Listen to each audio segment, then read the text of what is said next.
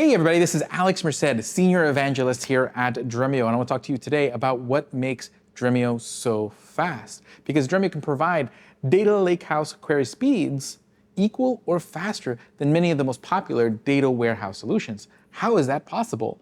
Well, there are many things that make Dremio fast, but at the high level you have using Apache Arrow for data processing. That in-memory standard allows Dremio to process data really quickly.